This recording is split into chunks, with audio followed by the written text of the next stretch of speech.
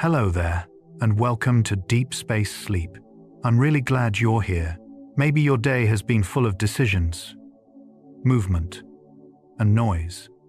And now you're looking for a place where all of that can finally loosen its grip. Or maybe you're someone who finds comfort in large, quiet spaces, in knowing that beyond our crowded world, there is a wide, dark ocean where everything slows down, where sound fades, where light travels for millions of years before touching anything, a place where the body becomes lighter, where the mind breathes a little easier. Either way, this moment is for you. There's nothing you need to solve, no goal you need to reach. Let your shoulders drift downward.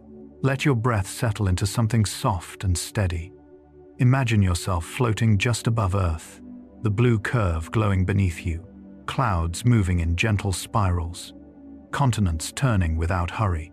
Out here, gravity loosens, thoughts drift more calmly, and even time feels like it stretches into a long, peaceful ribbon. In this video, we're exploring the quiet side of space travel, not rockets roaring or countdowns shaking the ground, but the subtle experience of leaving Earth behind. The way astronauts feel their bodies gently stretch, the strange blue fires of weightless flame, the soft hum of life support systems keeping a tiny world alive, the floating crumbs, drifting water spheres, and the faint metallic scent of a place without air, the moments where science meets silence. You'll hear 100 small, soothing facts, some about the human body learning to live in space, others about light, time, motion, and all the calm physics that shape our journey among the stars. If this helps you rest, you're welcome to subscribe whenever you wake. For now, let your mind lift slowly above the surface of the world. Let the quiet of space gather gently around you. Let's begin.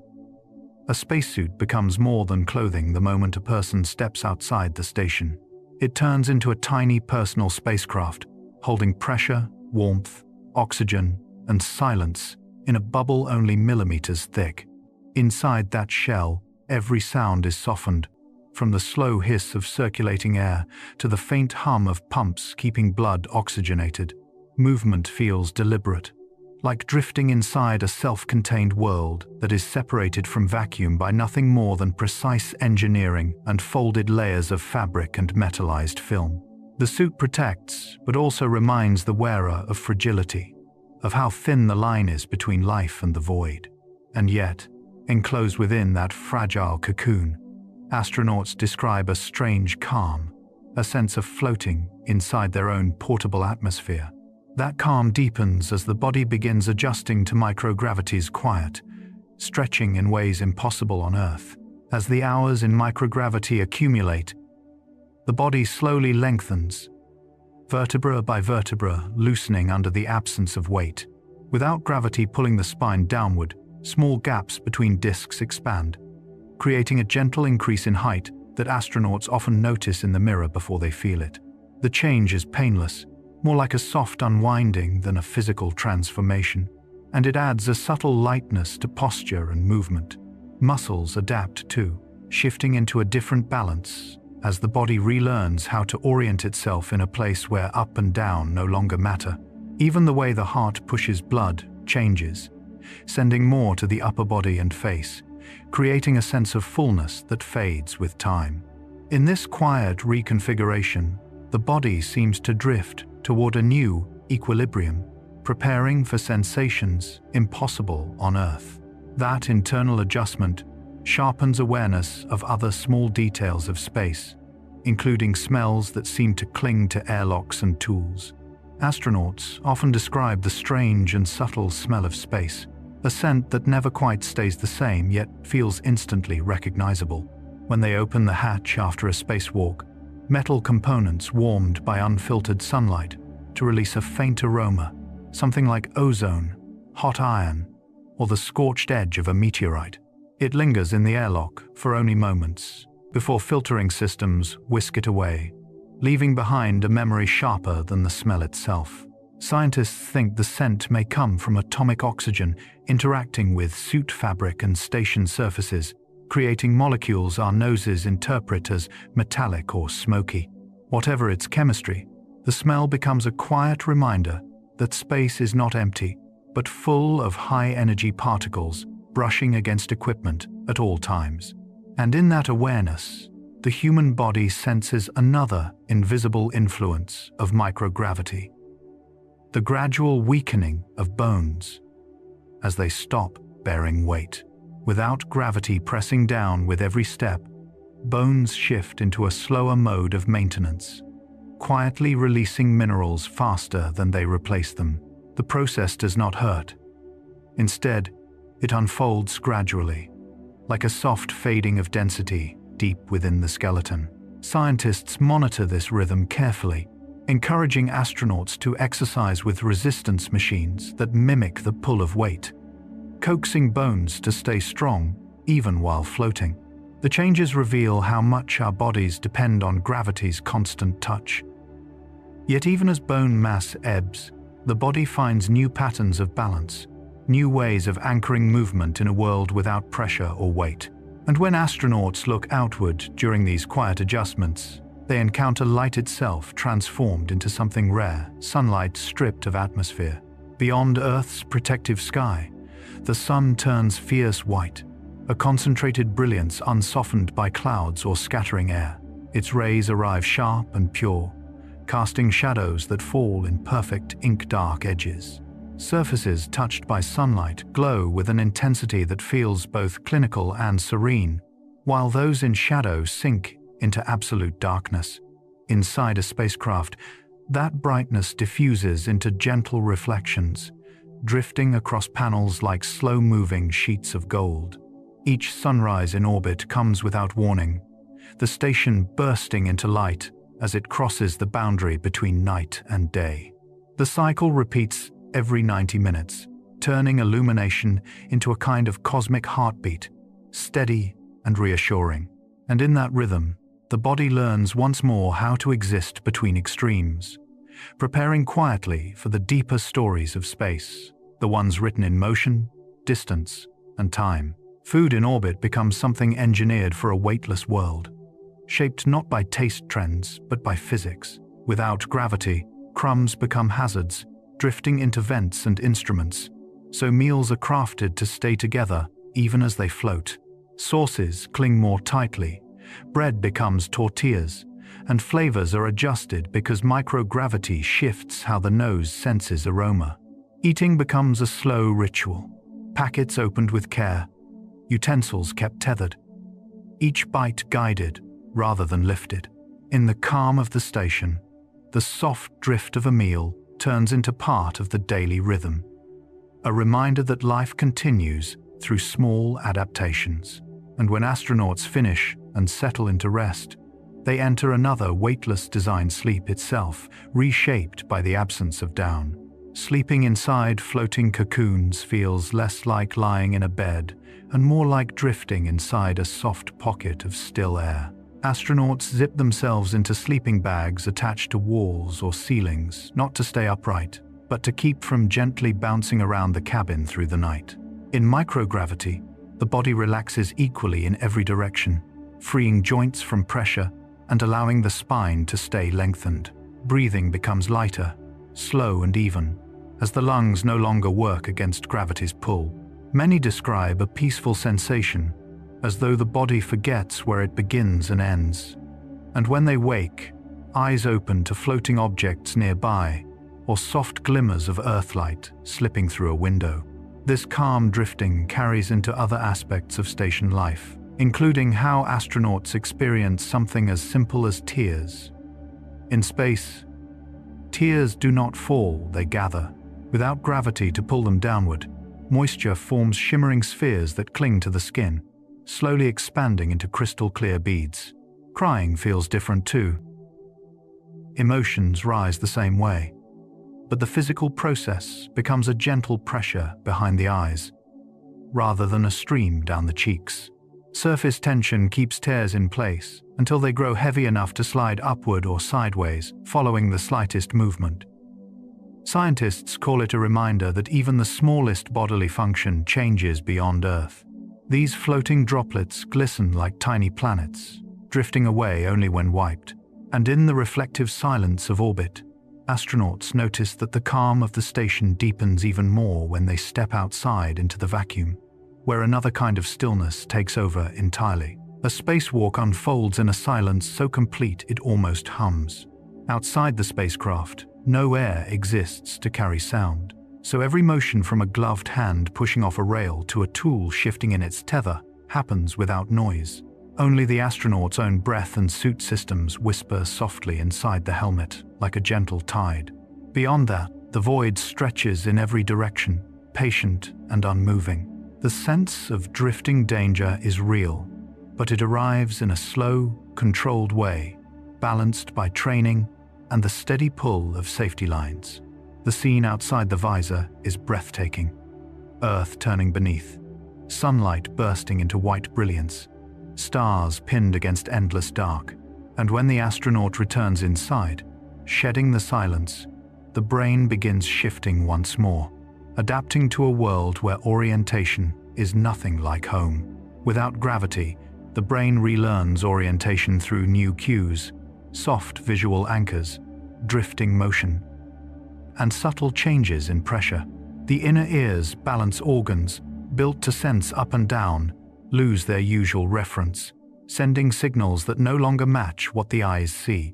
The result is a kind of quiet confusion that fades only as the brain rewires itself, relying more on visual frames and touch. Slowly, a new sense of straight ahead emerges, floating and flexible. Doors on the ceiling no longer feel upside down. Objects drifting sideways no longer seem wrong. This shift affects everything. How astronauts move, how they think about space within the station, even how dreams unfold. And once the mind settles into this new equilibrium, the entire experience of orbit becomes smoother, preparing the body and thoughts for the deeper journey ahead. Space radiation gently rewriting DNA becomes one of the quietest challenges astronauts face. Unlike the dramatic flashes shown in movies, real radiation arrives as invisible, patient particles drifting through the thin shielding of a spacecraft. High-energy ions pass silently through cells, leaving tiny chemical marks that can accumulate over weeks and months. The body works continuously to repair these subtle interruptions, stitching genetic material back together with slow precision. Scientists study these changes to understand how life adapts when removed from Earth's protective magnetic field, where the solar wind is usually deflected safely away. In orbit, however, radiation feels like a soft reminder that humans evolved under layers of atmosphere they can no longer rely on. And in the weightlessness of space, this vulnerability becomes more apparent whenever astronauts witness something as delicate and mesmerizing as fire reshaped by the absence of gravity. Fire, turning into blue floating spheres, shows how even the most familiar element behaves like a new phenomenon once gravity releases its hold. On Earth, flames stretch upward because warm air rises and cooler air sinks, feeding oxygen into the base. In microgravity, there is no up, so fire curls into round, gentle orbs that glow softly like tiny planets. These quiet flames burn cooler and cleaner, producing almost no soot. They drift rather than flicker, responding to air currents created by breathing or simple motion. Researchers study these spherical flames to understand combustion more deeply, hoping to create cleaner engines and safer spacecraft. Astronauts describe watching them as calming, almost meditative, the way they hover in stillness. And in that calm, the body continues to adapt in other ways too, especially the muscles that once depended on Earth's constant pull to stay strong. Muscles fading without the pull of gravity becomes a slow, almost silent process, unfolding as the body adapts to an environment where effort requires less force. On Earth, standing, walking, even sitting engages countless stabilizing muscles.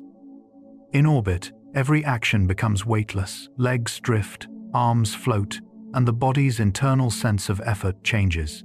Without regular resistance, muscle fibers gradually shrink, and strength diminishes unless countered with daily exercise. Astronauts spend hours using specialized machines that simulate resistance, helping maintain tone and endurance. The experience is not painful, just subtly different, like the body is quietly forgetting a language it once spoke fluently. This shift reveals how deeply gravity shaped us, from posture to metabolism. And the absence of gravity reveals other hidden rules too. Mechanical behaviors on spacecraft that seem impossible back on Earth, such as metal surfaces bonding themselves without heat. Cold welding, bonding metal without heat, happens when two clean metal surfaces touch in the vacuum of space, free from air, moisture, or oxidation. Without these barriers, the atoms on one surface cannot tell they belong to a different piece. They simply join together as if forming a single sheet. It is a quiet, invisible process, more like a merging than a fuse, and it affects how spacecraft tools, hinges, and components are designed. Engineers coat or texture surfaces to prevent accidental bonding, ensuring moving parts remain free. Astronauts sometimes experience this phenomenon unexpectedly, when equipment feels gently stuck rather than mechanically jammed. It is another reminder that space does not behave according to Earth's familiar rules. And this unfamiliarity extends even into the human body, where something as simple as taste shifts as fluids redistribute and drift upward in microgravity. Taste changing as fluids drift upward is one of the most surprising and subtle effects of life in orbit. Without gravity pulling bodily fluids downward, more liquid settles in the head, giving astronauts a mild sense of congestion. With nasal passages slightly swollen, aromas become harder to detect. And since much of what we perceive as taste is actually smell, food begins to feel muted or bland. To counter this, astronauts crave spicier or more flavorful meals. Hot sauces, strong curries, bold seasonings that cut through the sensory dullness. Even familiar foods can feel strangely distant, as if the flavors are wrapped in a thin blanket of atmosphere. Drinks, too, behave differently, forming floating spheres that must be sipped through special containers. In this gentle strangeness, the body continues adapting, learning how to enjoy nourishment in a world without weight, preparing for deeper voyages into the quiet vastness ahead. Space sickness, reshaping early days in orbit, begins as a quiet disagreement between the body and its new world. The eyes see stillness, but the inner ear senses drifting, and the brain cannot reconcile these mixed messages. Nausea rises slowly, like a tide unsure of its direction, and even simple movements feel unfamiliar. Astronauts describe the sensation not as violent, but as strangely slow and dreamlike, as if their senses are rearranging themselves in the absence of gravity. With time, the body adjusts, learning to float rather than stand, to drift rather than step. This transition reveals how deeply balance and orientation guide our daily lives on Earth. And while the discomfort fades, the mind carries forward an unexpected gift, a heightened awareness of subtle motion. In this softened state of perception, astronauts also begin noticing other delicate sensations, including the tiny sparks of light that appear even behind closed eyes. Shooting star flashes inside closed eyes occur when cosmic rays slip silently through the spacecraft and interact with the retina, creating streaks of brightness that dance across an astronaut's vision. These flashes have no sound, no source in the room, and no clear pattern. They appear in darkness, during rest, or in the quiet moments between tasks. Scientists believe they are caused by high-energy particles arriving from distant stars, continuing their ancient journey until they gently brush the human nervous system. Astronauts describe them as soft bursts, like miniature meteors drifting across the mind. Instead of disturbing sleep, many find them calming, reminders that even in isolation, the universe remains close. And as those faint lights fade, the crew turns their attention to another symbol of life's resilience: the fragile plants that reach for growth in an environment where even water refuses to fall. Plants struggling but adapting to grow in orbit become small miracles of biological determination. Without gravity, roots cannot rely on downward pull, and stems do not know which direction to reach. Water forms drifting spheres instead of soaking neatly into soil. Yet with careful guidance, artificial lighting, and precise airflow, plants learn to orient themselves using chemical cues and subtle responses to light. Leaves unfold slowly, trembling slightly as ventilation currents mimic gentle breezes. Astronauts often find comfort in tending these tiny gardens, watching green life emerge in a place that offers no natural soil or rain. Each sprout suggests that humanity's future among the stars might someday include forests, farms, and habitats filled with living color. And as these plants adapt, so do the humans caring for them, especially as their own bodies adjust to the unusual sensation of blood drifting upward. Blood shifting toward the head in microgravity creates a soft, swollen pressure that astronauts sometimes compare to hanging upside down for long minutes at a time. Without gravity pooling fluids in the legs, circulation redistributes evenly, giving faces a gentle puffiness and altering the familiar rhythm of the heart. Vision, temperature regulation, and even breathing feel subtly different as the body renegotiates how to balance its internal systems. Over days, the heart slightly reshapes its workload, and vessels adjust to this new distribution. The sensation is not painful, but it creates a persistent awareness of being somewhere profoundly unlike Earth. And in this awareness, astronauts discover new forms of comfort, often finding reassurance in the mechanical environment around them, especially the steady hum that echoes through every wall of the spacecraft. The comforting hum of machinery as a space heartbeat becomes a constant presence, a gentle soundscape woven from fans, pumps, air filters, and electronic pulses. In the vacuum outside, silence is absolute, but inside the spacecraft, this soft mechanical chorus signals life, safety, and continuity. Astronauts learn to sleep with it, work with it, and rely on its familiar rhythm.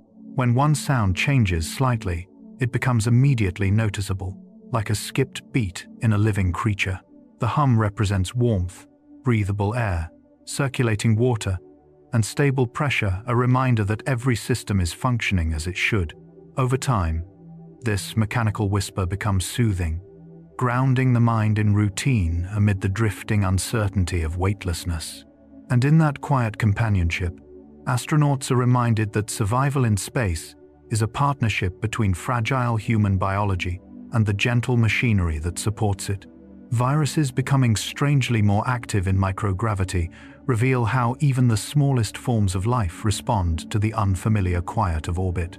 Without gravity pulling fluids downward, cells behave differently, and the immune system shifts in subtle ways.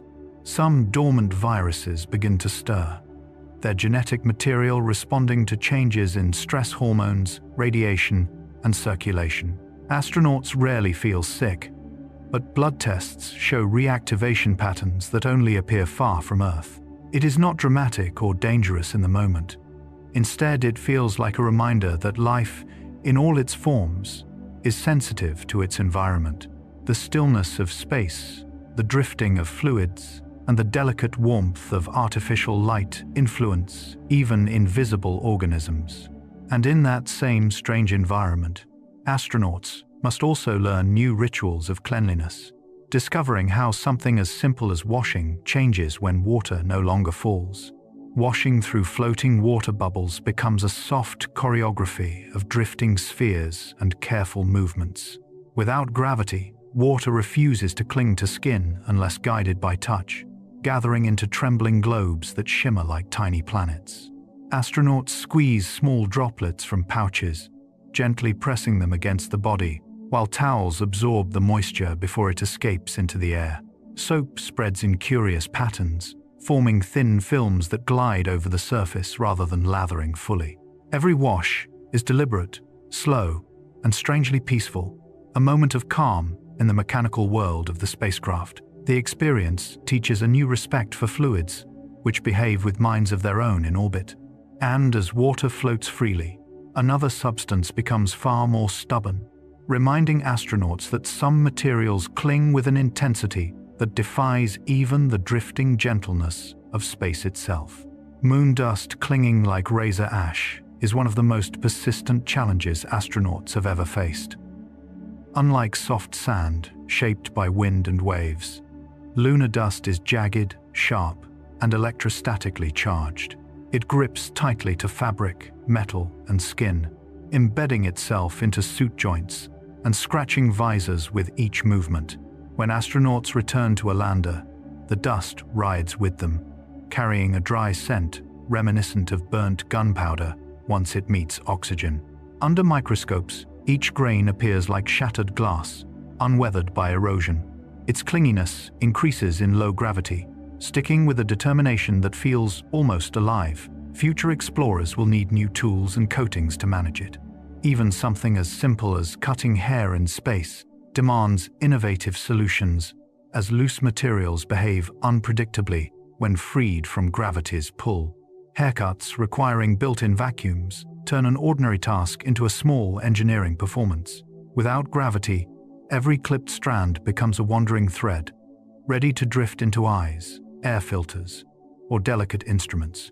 To prevent chaos, special clippers suck hair away the moment it is cut, creating a soft humming cocoon around the astronaut's head. The process is slow and oddly intimate, with mirrors floating nearby and tools tethered to prevent escape. Astronauts describe the experience as calming, almost ritualistic, a pause in daily work where attention narrows to small, careful motions. Yet even with perfect preparation, a few strands sometimes slip free, gliding like tiny comets through the cabin until captured. And for tasks requiring precision, the challenge grows even greater, especially when thick, pressurized gloves turn the simplest action into a slow, deliberate effort.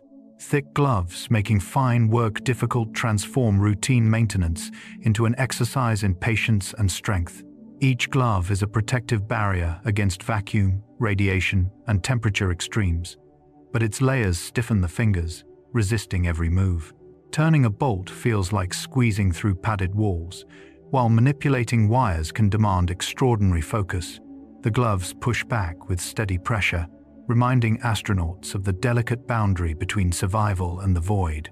Over hours, hands grow sore, nails bruise, and muscles fatigue from gripping uncooperative tools.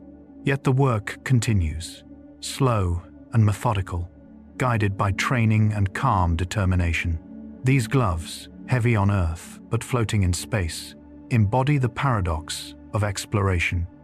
Protection comes at the cost of simplicity, and through their resistance, astronauts gain a deeper appreciation for the invisible power gravity once provided. Lost tools becoming tiny satellites is one of the quiet, accidental ways humans reshape the sky above Earth. In microgravity, a wrench slipping from a hand does not fall or clatter.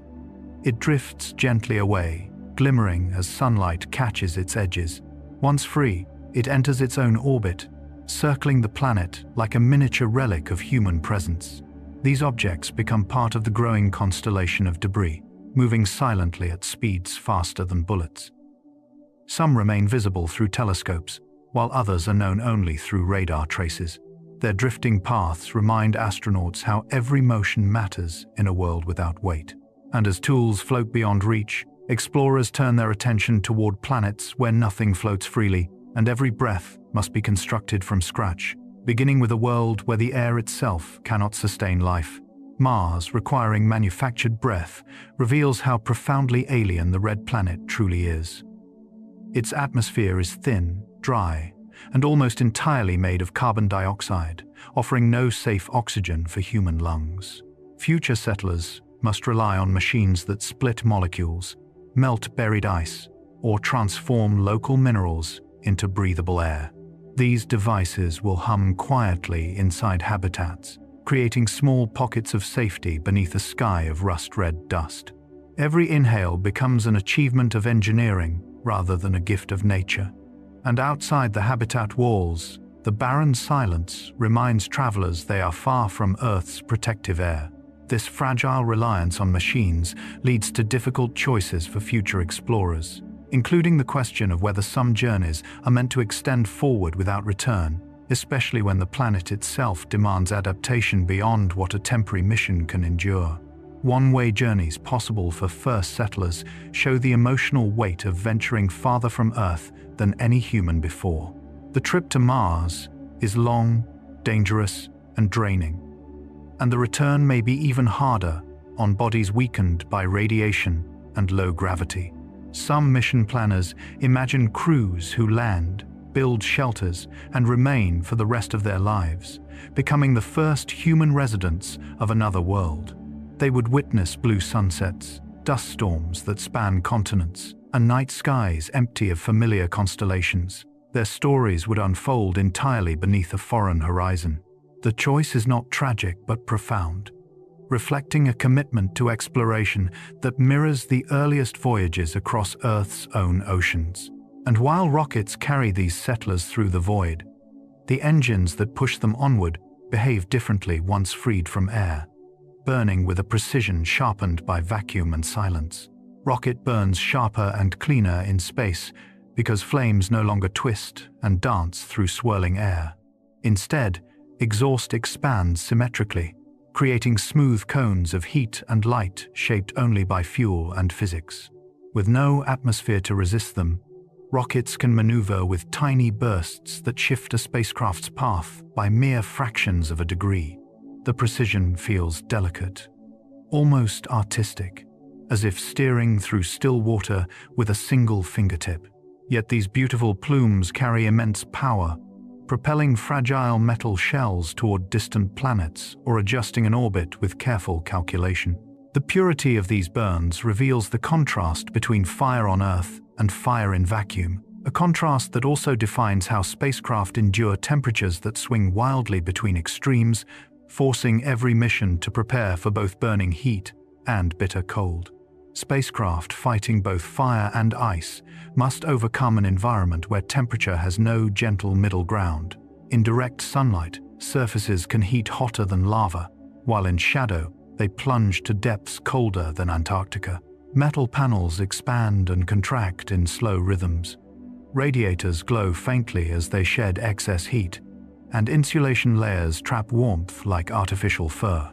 Inside, astronauts feel none of this directly, but the machinery around them constantly adapts. Electronics must be kept from freezing. Water must never boil inside its pipes. Even small orbit changes alter how long a spacecraft spends in light or darkness. The contrast is a reminder that space is not simply empty. It is an active landscape shaped by radiation, starlight, and shadows. Through these shifts, humanity learns to build homes that survive where nature offers no stable ground, only extremes balanced by engineering and calm persistence. Blue sunsets on Mars appear when sunlight filters through a thin atmosphere filled with fine dust made of iron-rich minerals. Instead of scattering blue light the way Earth's sky does, Martian dust scatters red wavelengths outward and allows cooler blue tones to slip directly toward the observer.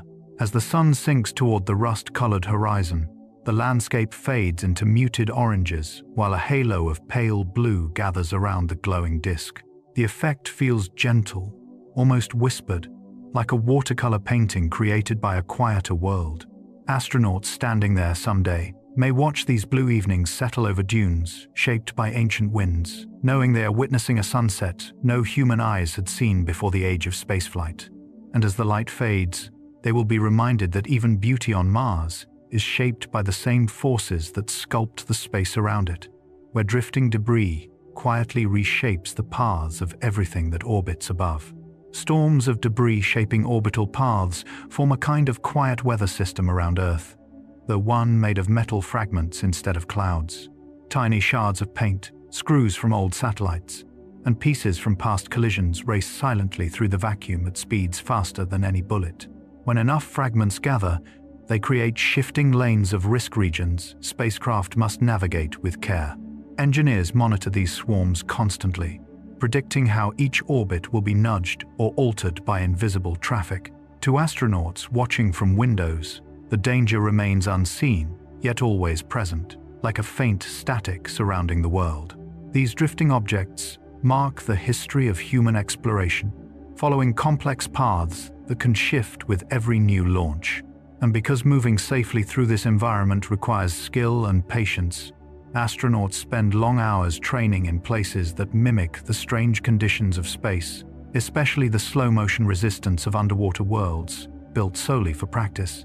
Underwater training preparing astronauts offers the closest sensation to drifting in microgravity. Inside enormous water tanks, divers adjust the buoyancy of spacesuits until the astronauts neither rise nor sink, floating in a calm suspension that mirrors weightlessness. The water slows every movement, teaching patience and precision. Even simple gestures, turning a bolt, holding a handrail, become lessons in balance and quiet control. Artificial replicas of spacecraft modules rest beneath the surface, their walls lit softly through rippling blue light. In this peaceful environment, astronauts learn how tools behave when nothing stays put, and every motion has equal reaction. The silence of the deep is broken only by bubbles and faint vibrations of machinery, creating a dreamlike rehearsal for the real void. And as they surface after each long session, they carry with them an understanding that even time itself will shift during their mission, passing differently once they enter orbit's delicate dance. Time passing differently in orbit reveals how even the flow of moments is shaped by gravity and speed. Einstein predicted that clocks moving quickly or existing in weaker gravity would run slightly faster, and astronauts experience this firsthand aboard space stations. As they circle Earth every 90 minutes, gravity's pull is softer and their rapid motion subtly stretches the pace of time. The difference is tiny fractions of a second, but measurable with precise instruments. To astronauts, days feel structured by scheduled tasks rather than sunrise or sunset, which sweep past their windows 16 times each Earth day. The rhythm becomes its own gentle cycle, detached from the planet below. Yet even in these shifting patterns, the body senses something unusual, especially when cosmic rays occasionally pass through the eyes, creating brief flashes that appear like sparks in the dark. Cosmic rays creating phantom sparks are one of the quiet, intimate reminders that space is alive with invisible energy. These high-speed particles come from distant stars, ancient supernovae, and deep regions of the galaxy, traveling through the universe until they reach the thin walls of a spacecraft.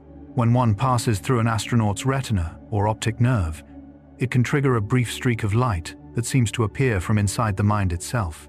Some astronauts see faint lines, others glimpse soft flashes, like tiny meteors crossing closed eyelids. The sparks arrive without sound, drifting into awareness at night or during calm moments of rest. Scientists study this phenomenon to better understand the effects of radiation on the nervous system, knowing that deeper voyages will bring even more exposure. And as these silent bursts fade, they lead naturally into reflections on how other worlds shape light, shadow, and calm in ways Earth could never replicate. Bones risking permanent changes on Mars becomes one of the quiet truths of living on a world with gentler gravity.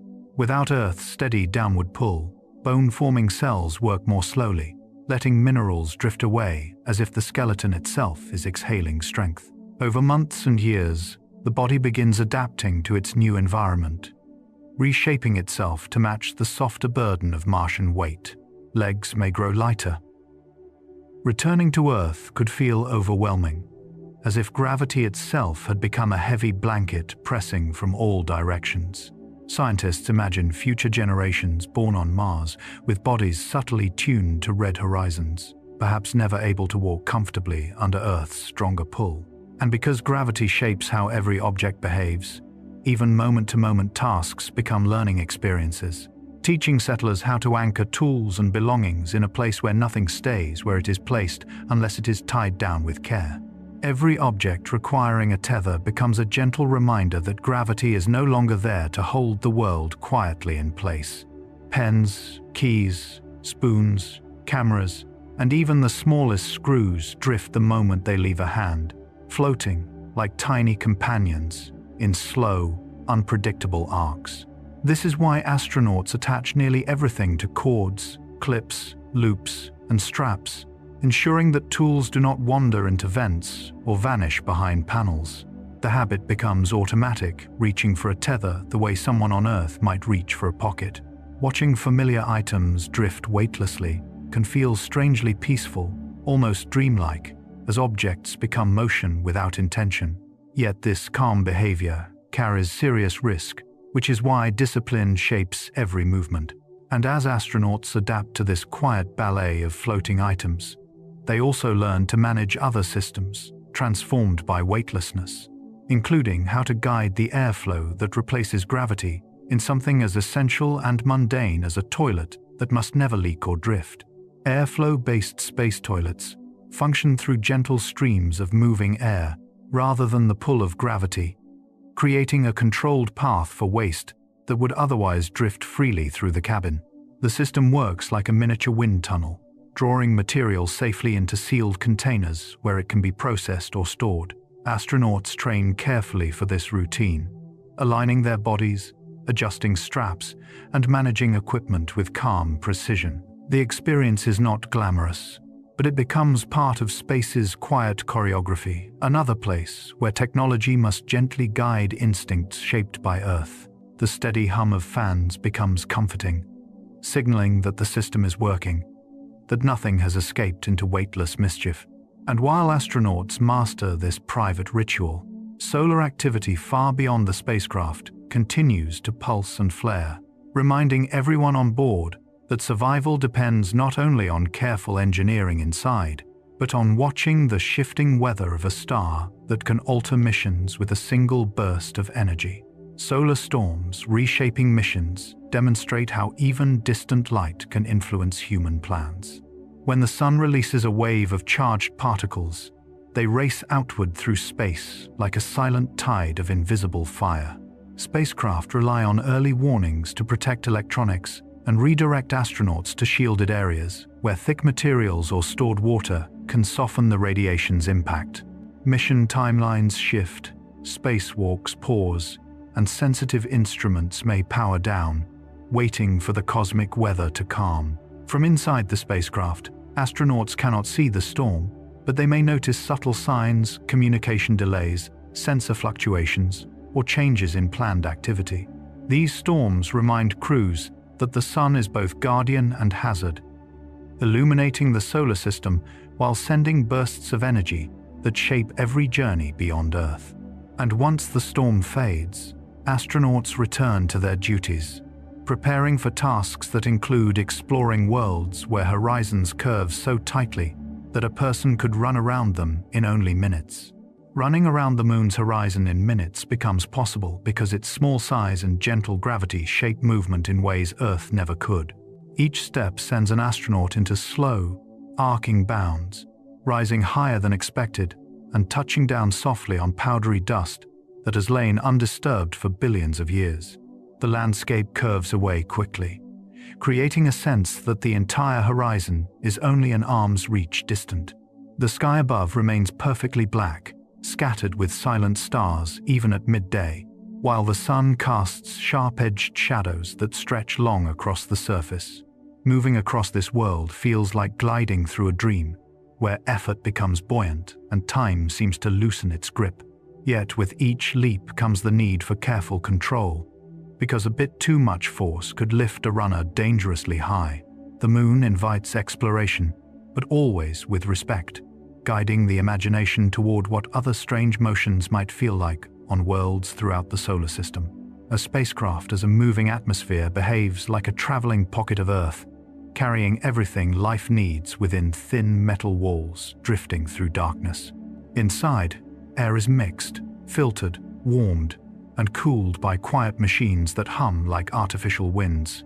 Moisture moves in soft spirals instead of falling, and temperature is held steady by delicate layers of insulation.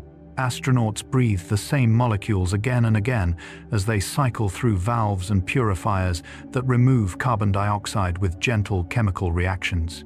The atmosphere becomes a shared companion, shaped by engineering rather than seasons, weather, or sunlight. Even the slightest leak could change its balance, reminding crews how fragile this floating world truly is. And as the spacecraft circles Earth, another illusion unfolds. It feels still, yet it is always falling, always drifting, always held aloft by motion in a way no living thing ever experiences on the ground below. The ISS, endlessly falling around Earth, is one of the universe's quiet paradoxes. Gravity never releases its hold, yet speed keeps the station from ever touching the ground. The entire structure and everyone inside are falling together, creating a feeling of effortless weightlessness, as if drifting through a dream suspended between day and night. Sunrises sweep across the windows every 90 minutes, painting the planet in shifting ribbons of gold and blue, while continents glide by in silence. Inside, air currents mimic gentle breezes, guiding floating droplets and drifting paper scraps. Astronauts work, sleep, and eat in this perpetual descent, carried forward by momentum alone. The station becomes a peaceful perch above storms, mountains, and oceans, offering a view of Earth that reveals how thin the atmosphere truly is. And as astronauts look outward, they begin noticing other forms of invisible presence, signals, molecules, and whispers of chemistry coming from deep within the galaxy. Smelling the galaxy through radiochemistry feels like sensing an unseen world made of drifting molecules and ancient starlight. Telescopes tuned to radio wavelengths detect chemical signatures hidden within nebulae, dust clouds, and stellar nurseries patterns that reveal scents no human nose could ever directly perceive. Molecules such as ethyl formate, which smells like raspberries, linger in star-forming regions, while other compounds resemble alcohol, metal, or smoke. These invisible fragrances travel across thousands of light years, carried by calm, expanding clouds shaped by gravity and the slow birth of stars. Scientists convert these radio signals into data and sometimes even sensory models, allowing us to imagine what drifting between cosmic clouds might feel like. And woven into this chemistry is a deeper truth. Time itself behaves differently among these distant regions.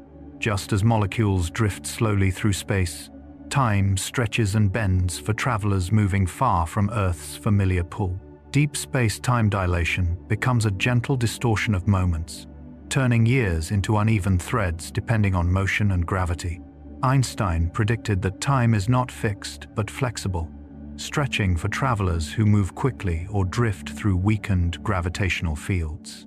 Astronauts aboard the ISS already age a little slower than people on Earth, though the difference is tiny. Far from home, aboard a deep space vessel moving fast toward distant worlds, the effect could grow stronger, making days feel ordinary for the crew, while decades pass behind them on Earth. It is a strange serenity knowing the universe keeps multiple rhythms at once, like overlapping heartbeats. Time becomes a landscape rather than a constant, shaped by velocity and cosmic distance. When explorers return, they may find Earth changed in ways they never expected. And after stepping back into gravity, they face another transformation, relearning how to walk on the world they left behind. Relearning to walk after returning to Earth feels like waking inside a body that has forgotten its own weight. After months of floating in gentle motion, muscles shrink, bones lighten, and balance loses the subtle cues gravity once provided effortlessly. The first steps on solid ground feel heavy, almost unreal, as if each footfall pulls downward more sharply than memory expects. Blood rushes to the legs again, leaving astronauts dizzy, and simple movements require conscious planning. Physical therapists guide them through slow exercises to rebuild strength, remind nerves how to stabilize posture, and teach the heart to pump efficiently under full gravity. Yet even in struggle, there is a quiet beauty to this return. The body adapts again, reshaping itself just as it once adjusted to weightlessness. And with each regained step, astronauts carry a new understanding of Earth's pull, how much it anchors life, shapes motion, and makes every breath part of a larger, living world. Months-long dust storms on Mars move like a soft shroud wrapping an entire world, rising from tiny grains stirred by temperature differences so gentle they would barely lift sand on Earth. But in the thin Martian atmosphere, particles stay suspended for weeks, drifting across plains and settling into reddish veils that dim the sun to a faint amber glow. Rovers record the slow-motion twilight as dust coats their solar panels, and winds whisper through canyons with a sound too delicate for human ears. Astronauts of the future may watch these storms gather at the horizon, appearing first as a quiet blur before spreading over the landscape like a silent tide. The storms teach us that weather can exist even where air is almost absent, shaping a world with patience rather than force. And as these vast blankets of dust drift by, they remind travelers how different and how serene another planet's rhythms can be. Space medicine and unknown long-term risks form a field defined by mysteries rather than answers, because the human body evolved under one gravity and one sky. In orbit, fluids drift toward the head, hearts pump with less effort, bones dissolve slowly, and vision shifts in ways still not entirely understood. Researchers track tiny cellular changes caused by radiation, stress, altered sleep cycles, and the lack of normal mechanical pressure. Every mission becomes an experiment, with astronauts serving as both explorers and subjects in a living study of adaptation. Some changes reverse when they return to Earth, while others linger like quiet echoes of space. Scientists model these patterns to prepare for journeys to Mars, missions that could expose crews to years of untested conditions. Yet among the uncertainty, there is a calm determination to understand how life endures beyond its cradle. Space medicine becomes a map of the body learning new rules in a realm without weight. Micrometeorites capable of piercing metal drift through space at speeds so high they become invisible threats, no larger than grains of sand yet carrying the energy of bullets. They travel along ancient orbital paths left behind by comets, asteroids, and countless collisions, forming a quiet rain of dust that sweeps past spacecraft. Shields are designed to absorb these impacts by crumpling in layers, turning a piercing strike into a softened bruise on the hull. Astronauts sometimes hear faint taps during spacewalks, gentle reminders of a universe always in motion. Most particles pass harmlessly, skimming by the station like tiny stars. But engineers monitor every orbit, predicting areas with increased debris and adjusting trajectories to navigate through calm corridors. Micrometeorites show how even the smallest fragments of space can shape missions, guiding the design of habitats, suits, and future vehicles. Their presence turns the void into an environment rich with motion, history, and constant, quiet activity. Watching Earth's weather from above reveals a living planet moving in slow spirals of cloud and color. From orbit, storms appear like soft, white pinwheels, stretching over entire regions, while thunderheads rise into towering formations that glow at their edges under the rising sun. Lightning flickers inside clouds like distant lanterns, and oceans shift from deep blue to silver as sunlight scatters across waves. Astronauts see weather patterns unfold without sound, watching fronts drift gently across continents, merging and fading in rhythms invisible to people on the ground. They observe the thin blue line of the atmosphere, holding everything in place, every breath, every gust of wind, every drop of rain. The view becomes a meditation on scale, motion, and fragility. From above, Earth looks calm, even when storms below feel fierce, and astronauts often describe a deep sense of stillness, as if the planet itself were breathing slowly beneath them. Maximum human radiation limits become both a guideline and a quiet warning for those traveling beyond Earth's shielding atmosphere. Space is filled with high-energy particles, from solar flares, cosmic rays, and ancient explosions that cross the galaxy in silent streams. Earth's magnetic field blocks most of them. But once astronauts venture farther toward the Moon or Mars, the natural protection fades, and each mission must balance distance, duration, and safety. Engineers designed spacecraft walls with layered materials to scatter radiation, and shelters lined with water or polyethylene offer temporary refuge during solar storms. Medical teams track cumulative exposure like a steadily filling cup, knowing there is a point beyond which risks grow too uncertain. Yet even with these challenges, astronauts describe the experience as awe-filled rather than frightening, aware that exploration has always carried unknowns. Radiation limits become part of the careful choreography of space travel, reminding crews how delicate their lives are compared to the vast, restless universe surrounding them. Sound traveling only through solid structure becomes one of the strangest lessons astronauts learn, because their instincts expect noise to fill the air the way it does on Earth. In space, however, air is too thin to carry vibration, so a spacecraft becomes a quiet metal island floating in a vacuum. Voices travel through radios, not air. Knocks and taps travel through the hull itself, turning every vibration into something intimate and immediate, like hearing through bone instead of ear.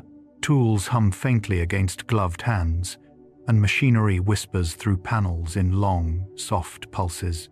Outside the ship, a hammer strike would make no sound at all, even if sparks flashed silently in front of a visor. This absence creates a strange serenity, where astronauts drift surrounded by moving parts, yet hear almost nothing. The silence is not peaceful in the way forests or oceans are. It is the calm of a place that does not naturally support sound at all.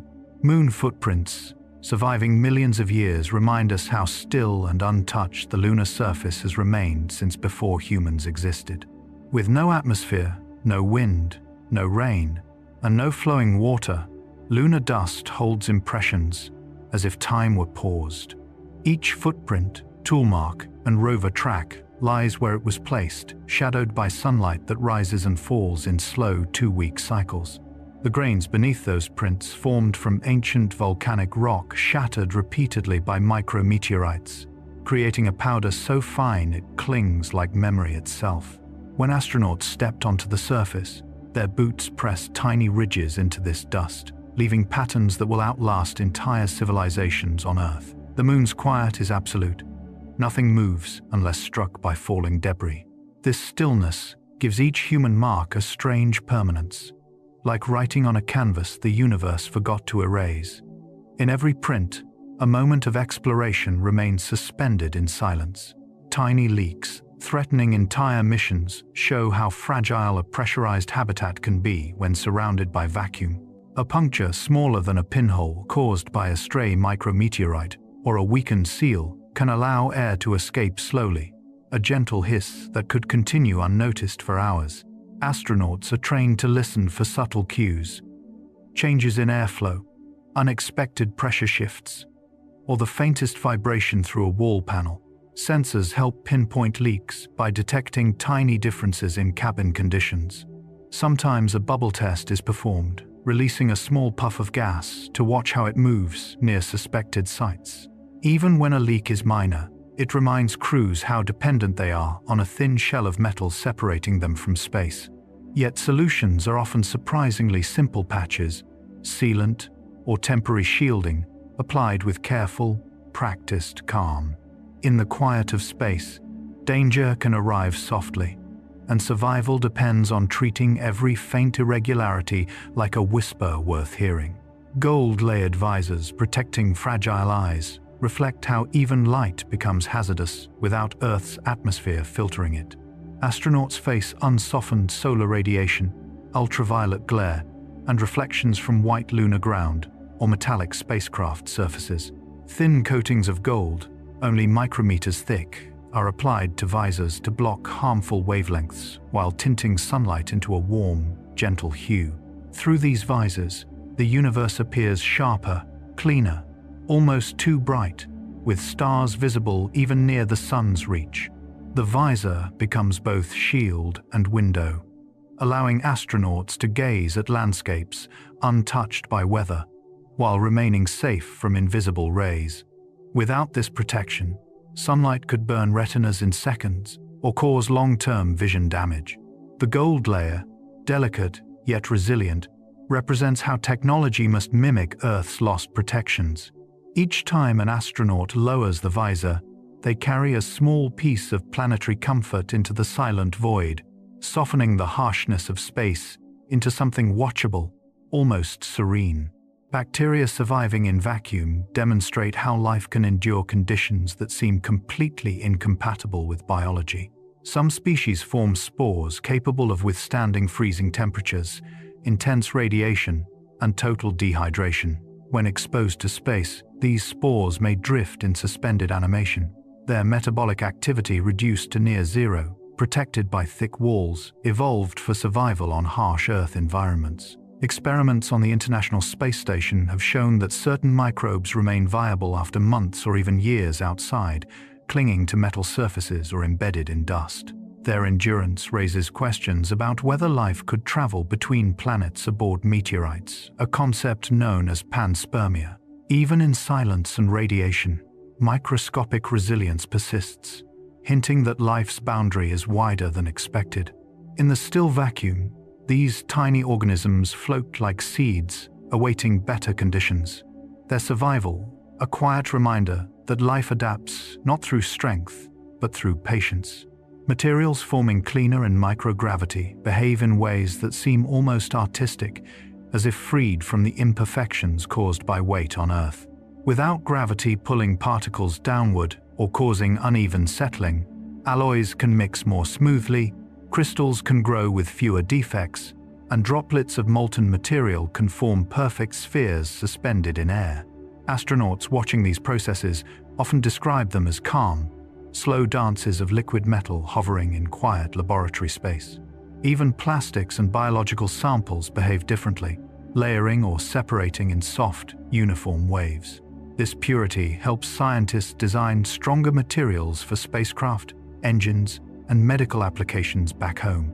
In the stillness of orbit, every atom drifts without turbulence, creating a gentle environment where matter organizes itself with surprising grace.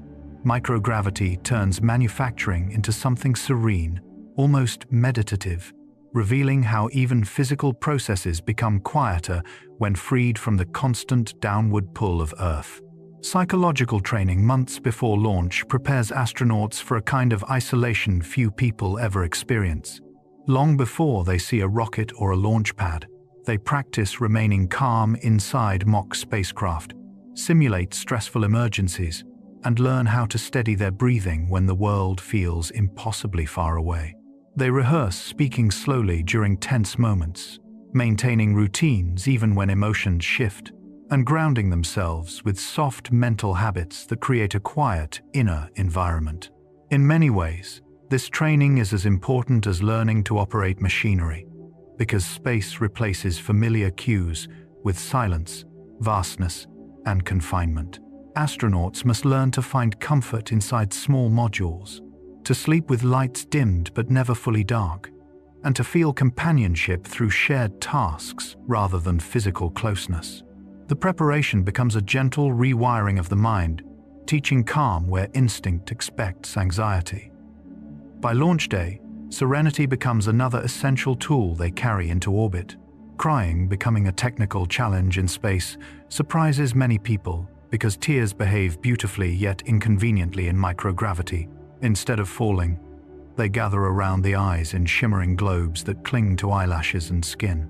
These droplets grow larger and larger until they form soft, trembling spheres that drift across the face, creating an emotional moment wrapped in physical strangeness.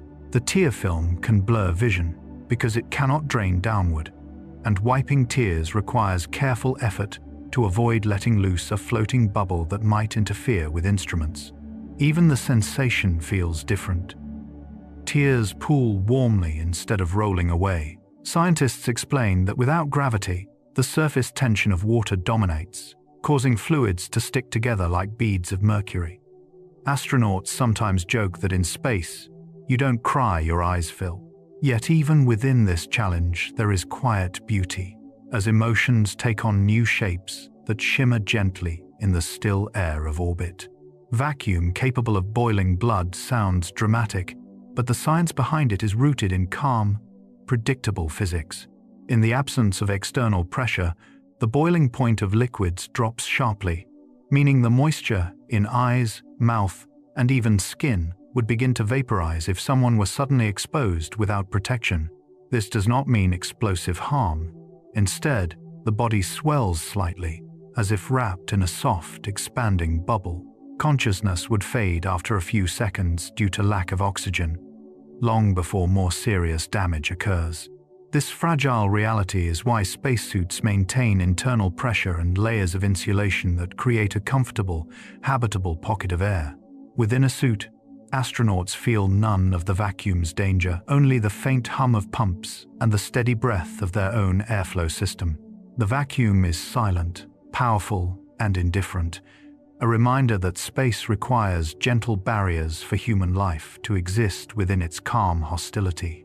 Landing on Mars, like braking on ice, captures the strange instability spacecraft face when descending through the thin Martian atmosphere. Unlike Earth's thick air, which provides strong drag to slow falling objects, Mars offers only a whisper of resistance. Parachutes open but billow weakly, providing partial deceleration rather than a smooth, confident glide. Thrusters must fire with delicate timing, adjusting the descent in soft bursts to avoid slipping sideways or striking dust pockets that behave unpredictably. Engineers describe the process as balancing on a knife edge. Too much thrust, and the craft rises again. Too little and it drops too fast. The surface itself can be dusty, powdery, or hidden beneath crusts that crack under pressure, turning touchdowns into gentle skids. Yet, inside the capsule, astronauts would feel mostly quiet vibrations and a slow buildup of red light through small windows. Even this dangerous moment carries a calm beauty, as a new world comes into view beneath a drifting curtain of Martian dust. Life with no privacy on space stations creates an intimacy that feels both unfamiliar and strangely peaceful. Every sound carries through the thin walls, from the soft click of a laptop key to the whisper of circulating air. Sleep quarters are small, more like upright cocoons than rooms, holding a single person floating weightlessly inside. Yet within this closeness, routines become a shared rhythm. Crew members learn to move thoughtfully, to speak gently, to treat personal space as something woven from respect rather than walls. Science explains that living in confined habitats requires emotional adaptability, where cooperation becomes as essential as oxygen. Over time, the station feels less like a machine and more like a drifting home, humming softly against the void. Even without privacy, there is a soothing predictability in knowing that every person nearby is part of a quiet, floating community, breathing together inside a fragile world suspended above Earth. Showers made of towels and floating droplets redefine the meaning of cleanliness in orbit, because water cannot fall or stream without gravity. Instead, astronauts' warm pouches of water release tiny beads into the air and guide them gently across their skin using soft cloths. These droplets shimmer like small jewels, drifting slowly, catching the cabin lights as they move. Surface tension becomes the main force at work, allowing water to cling peacefully to the body before being wiped away. Scientists note that even the act of washing becomes a technical exercise in fluid behavior, revealing how physics shifts toward quiet elegance in microgravity. What feels simple on Earth becomes a slow, mindful ritual in space, one that encourages patience and care. The process may lack the sensation of a warm shower, but it offers its own calming beauty, a reminder that even personal routines must float and adapt in a world where everything drifts gently. Experiments drifting in microgravity behave like living puzzles, unfolding in slow and graceful patterns impossible to replicate on Earth. Inside clear chambers, fluids form perfect spheres that merge or divide with soft movements, while growing crystals develop intricate shapes without gravity pulling them downward. Tiny plants stretch their roots in all directions, learning to anchor without soil weight, and flames glow in round blue halos rather than pointed flickers. Scientists aboard the station, Observe how life and matter reorganize themselves when freed from Earth's constant pull, gathering insights that shape medicine, materials, and future space travel. Even the equipment seems to float in quiet choreography, tethered only by thin lines or gloved hands guiding them gently. In this drifting laboratory, the absence of gravity becomes a soft teacher, inviting curiosity rather than urgency. Everything moves slowly, almost meditatively, as if space itself encourages discovery through stillness rather than force. Window glass eroding under space dust reveals another subtle challenge of living beyond Earth. Micrometeoroids, some no larger than grains of sand, travel at tens of thousands of kilometers per hour, striking spacecraft with quiet yet persistent force. Over time, these tiny collisions create faint pitting on windows, soft scratches that blur starlight and scatter reflections. Engineers design transparent shields and layered materials to protect against this gentle bombardment. But even with defenses, astronauts sometimes notice the gradual texture of wear. The science is simple. Without atmospheric friction to burn particles away, every fragment of cosmic dust becomes a traveler capable of carving its own microscopic path. Yet watching the stars through slightly weathered glass conveys a serene reminder that space is alive with motion. The slow erosion tells a quiet story about time, movement, and the delicate balance between human-made habitats and the ancient dust drifting endlessly through the void. Martian seasons, twice as long, unfold with a slow, almost meditative rhythm, shaped by Mars' wider orbit around the Sunday. Each season stretches over many Earth months, giving the planet long winters of pale sunlight and extended summers of rusty warmth.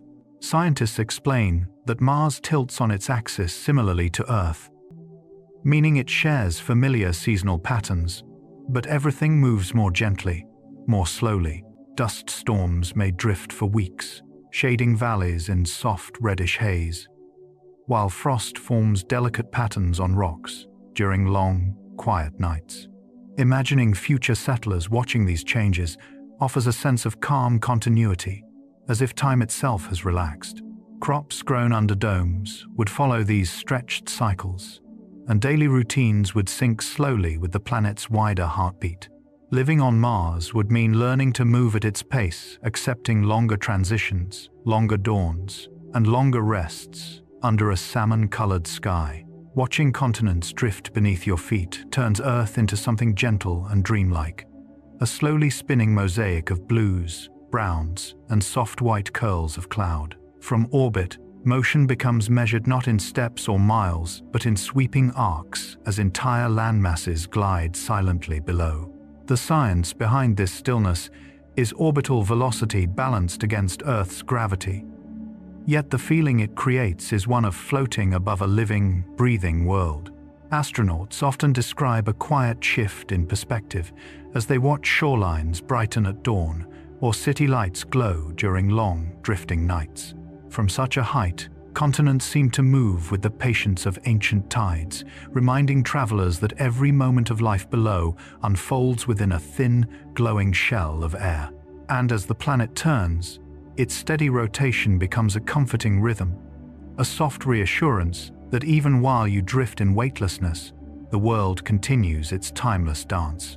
Spacecraft charging electrically through vacuum reveals a subtle danger disguised as gentle silence.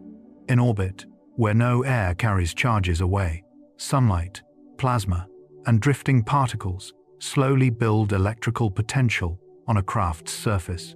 The process feels quiet and invisible, yet the differences in charge between shaded and sunlit areas can create sudden, snapping discharges capable of damaging sensitive systems. Engineers design grounding paths, coatings, and careful materials to manage these slow accumulations, turning the spacecraft into a kind of floating capacitor that must constantly balance itself against the emptiness around it. Watching these systems work in the calm of space feels like observing a conversation between machine and vacuum, each trying to remain in harmony. Even solar panels, glowing softly in sunlight, must manage charges drifting toward them from all directions. In this delicate equilibrium, the spacecraft becomes more than hardware. It becomes a quiet participant in the electric breath of the cosmos. Suits heavier than their astronauts emerge as a paradox of space travel. For the very gear that enables freedom in vacuum is too massive to walk in comfortably on Earth. A fully equipped extravehicular suit can weigh over 100 kilograms, yet in orbit it drifts effortlessly, responding to the slightest push. Science explains this contrast simply. Mass remains constant, but gravity's pull changes the feeling entirely. Within the suit, astronauts carry a small, pressurized world, complete with cooling systems, oxygen tanks, layers of insulation, radiation shields, and a shell built to withstand micrometeorites. Moving inside feels like guiding a flexible, floating spacecraft with your own limbs, each gesture slowed and softened by resistance. Yet beyond the technical weight lies a deeper symbolism. Each suit is a fragile cocoon separating a human heartbeat from the endless void. Watching someone maneuver in such armor feels like witnessing a slow dance between vulnerability and resilience. The legal puzzle of who owns space unfolds with the same slow, drifting uncertainty that shapes orbit itself. No nation can claim celestial bodies under current treaties. Yet satellites, mining plans, and future settlements challenge the boundaries of these agreements.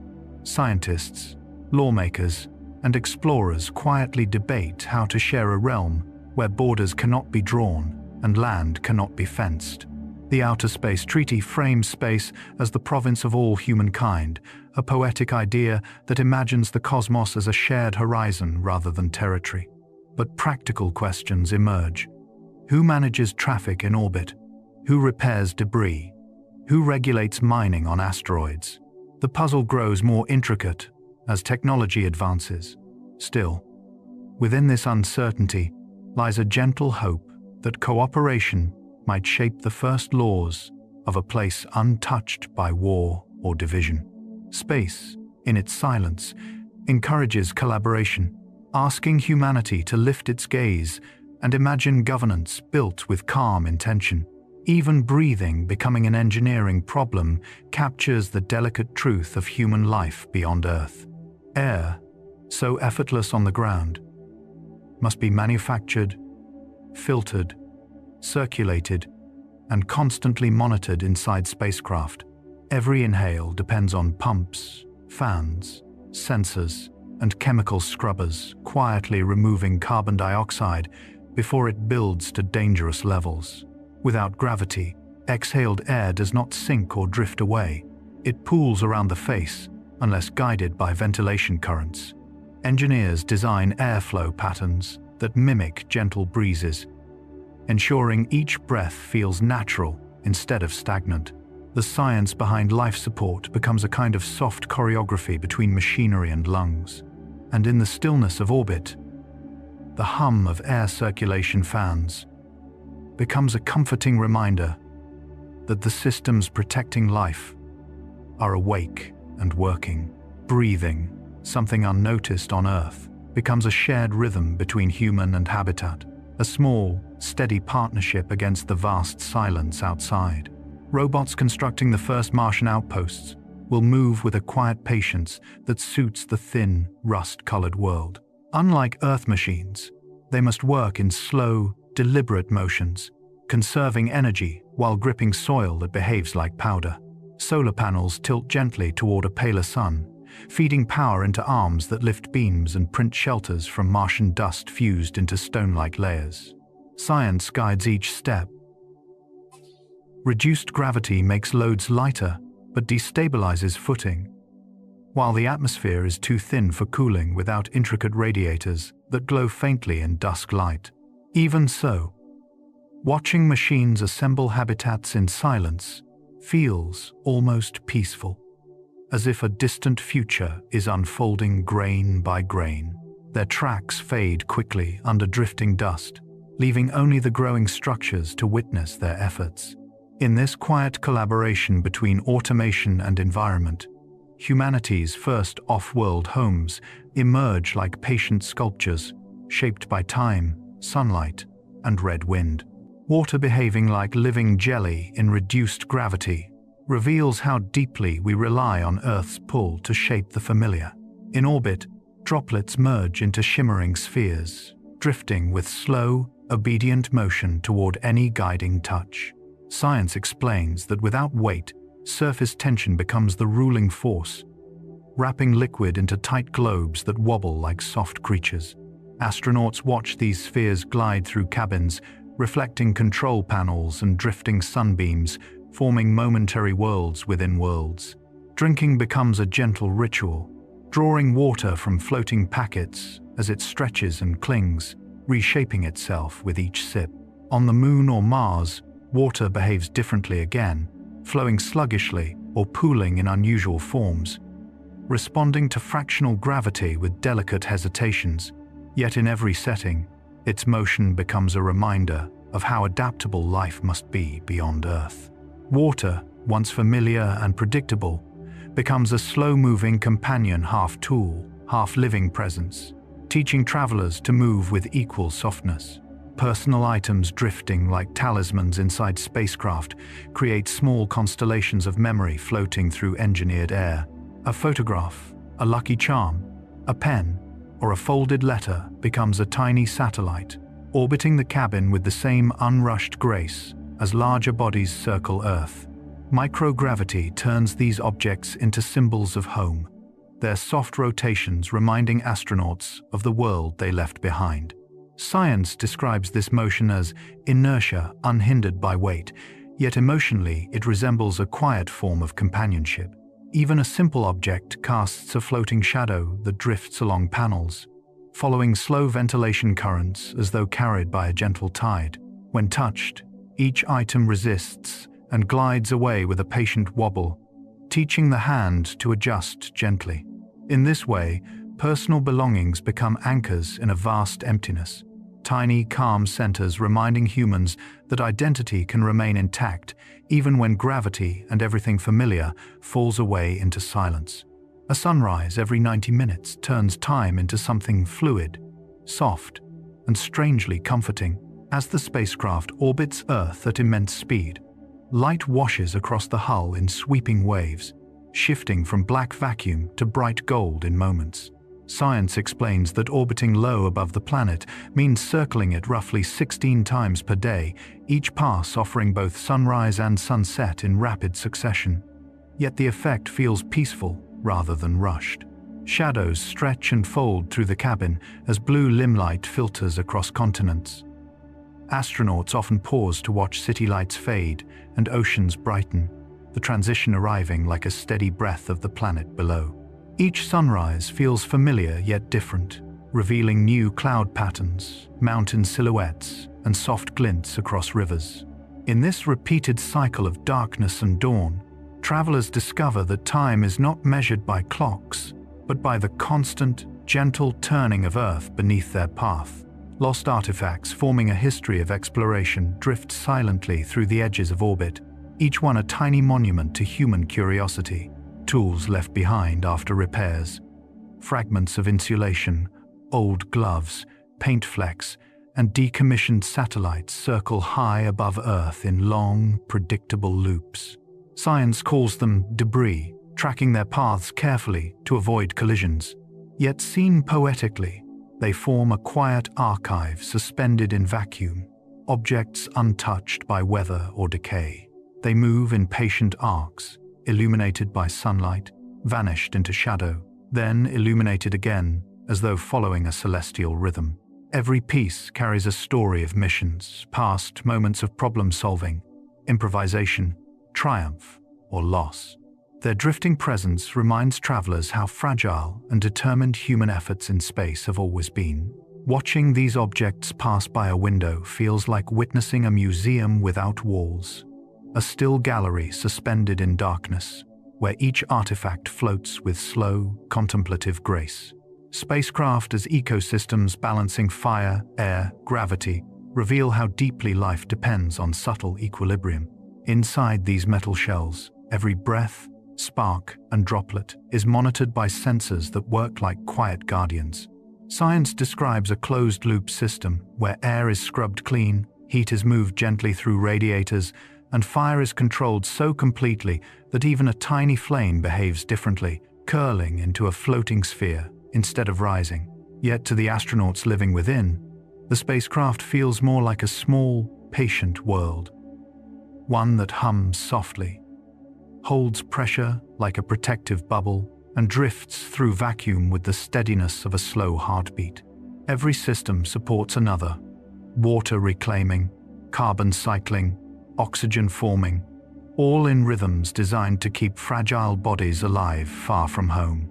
In this artificial ecosystem, humanity learns that survival in space is less about conquering the void and more about nurturing a calm pocket of Earth wherever we go.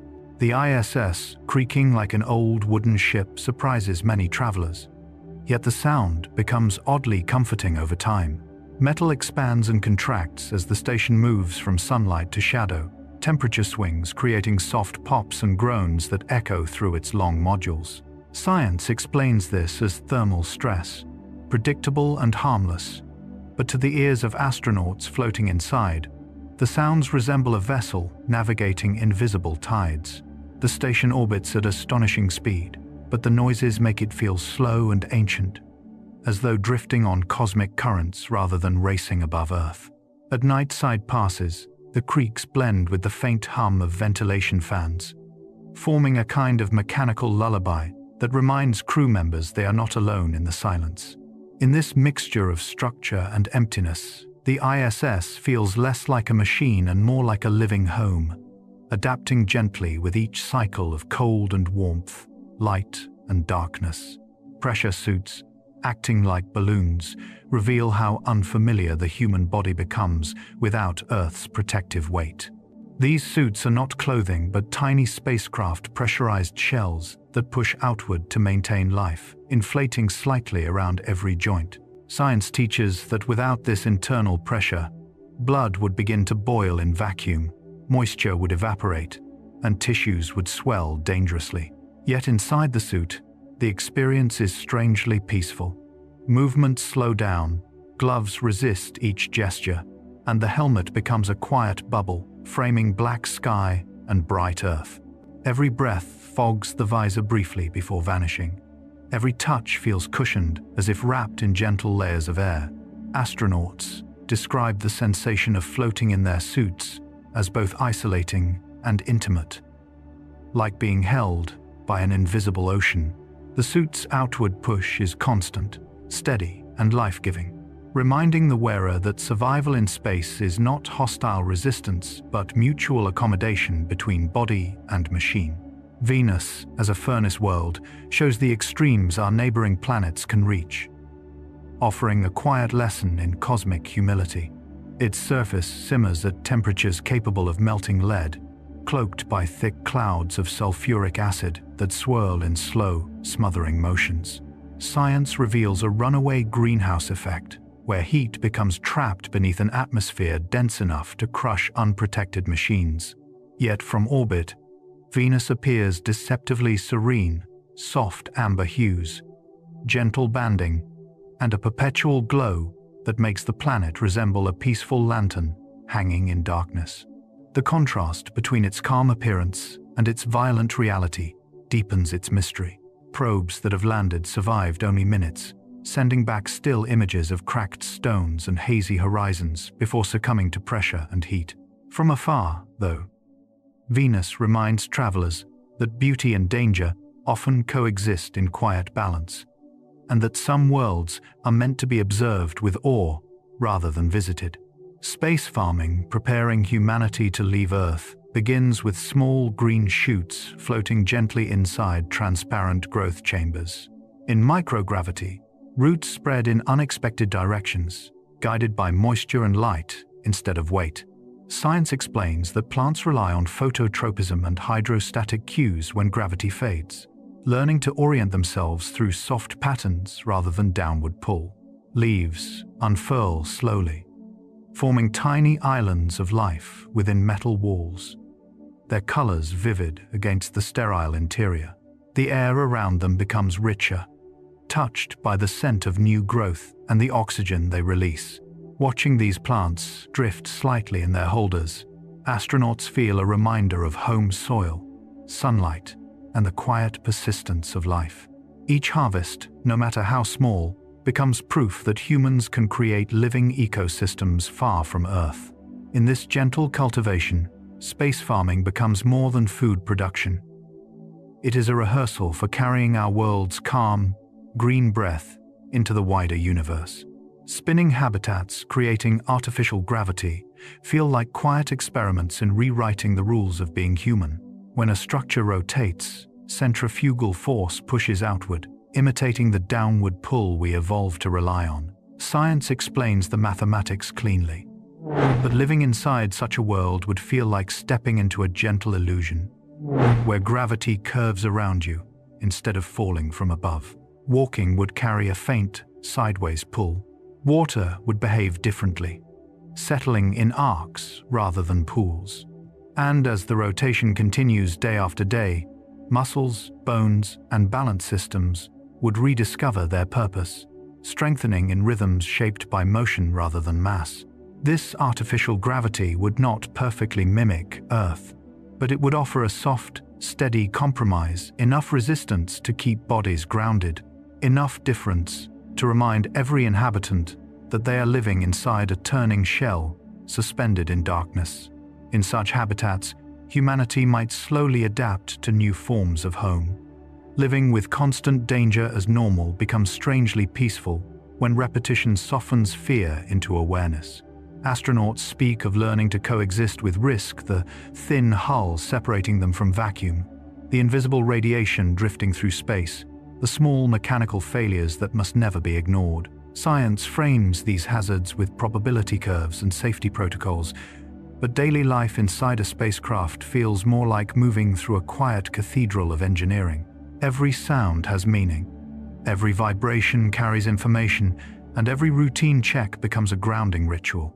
Over time, danger fades into background knowledge, not forgotten, but integrated, like living beside a restless sea whose waves you understand intimately. This calm acceptance does not diminish caution. Instead, it creates a mindset shaped by presence, precision, and stillness.